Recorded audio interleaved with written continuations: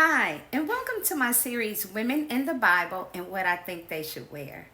Imagine having a husband that does something so crazy, so wild, that you end up having to go behind his back to fix it, to make it right, because if you don't, all kind of destruction will fall on you and your family. Well, this is a story of Abigail. Just to give you a little backstory, there was a man named David who was in the woods hiding, running from an evil king named Saul. Now, when Saul started out, he was not an evil king. Somewhere along the line, he lost his mind and decided that he wanted to start trying to chase David and kill him. So while David and his homies were hiding out, they were just like over the river, through the woods, and they came upon a man's property named Nabal. And so while they were like hiding out, they used to just watch over Nabal's property to make sure no harm and destruction came to him. This was all without Nabal's knowledge. So as time went on, David and his posse, they were tired, they were hungry, and they were like, you know what? We're going to go to Nabal to ask him for some provisions because after all, we looked out for him. So David didn't go. He sent some of his friends and went to Nabal and they asked him, hey, look, we looked out for you. You didn't know about it. But, as an act of good faith, in good gesture, hey, give us something to eat. We need some things. Will you give them to us? So Nabal, instead of just saying, you know what, I'm so glad y'all looked out for me, I ain't even know. He decided to just get smart and arrogant. He was like, who is this David? Who is this Jesse? I'm like, who are these people? I don't owe them nothing. This is mine and I protected myself and you didn't do nothing for me. And he just really acted a fool. So the messengers went back to David with that very message. So when that message got back to David, David was like, oh, no, he didn't. No, he didn't. Does he not know who I am? He was like, all right. Load up, we ride at dawn.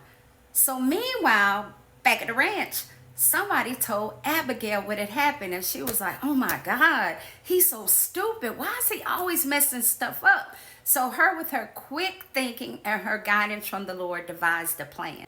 She was like, you ain't gonna have me around here getting in trouble being unalive because you just want to be stingy. I'm not gonna do that. So she gathered up some cakes, some fig, bread, wine. She just gathered up all kind of supplies, got on a donkey, and went and took this stuff to David. When she was on the way, she met David, and immediately she fell at his feet and said, and I paraphrase, my husband's crazy. Like, he drank too much. He just got problems. I don't know what's wrong with him, but hey, I came to make it right. I bought you all of this stuff, everything that you asked for and some. Would you please have mercy on us and forgive my crazy husband because he does not know what he's doing. So David ended up accepting the provisions from Abigail, and under his breath he was probably thinking, man, she kind of fine too. Like, so anything she could have said he'd go for because he was really smitten by her beauty. So then Abigail goes back to her camp. She sees her husband Nabal, whose name meant fool. They were partying and he was drunk, so she did not want to talk to him then. That's a word for somebody, y'all. Stop trying to talk to y'all men at the wrong time. But anyway, I digress. Back to the story. So the next day when Abigail woke Nabal up, she told him what happened. And he was so scared. He was like, oh my God, what have I done? And he was literally paralyzed with fear. He fell ill, and 10 days later, he left here. Afterwards, David heard about what happened to Nabal, and he sent for Abigail. And as soon as he sent for her, they ended up getting married and lived happily ever after.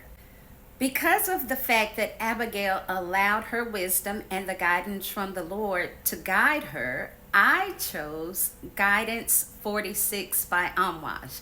Now, I've not really smelled that before, and I probably would have just gone with Guidance, but it has 46 in it, and I grew up in Tuskegee, so if you know, you know.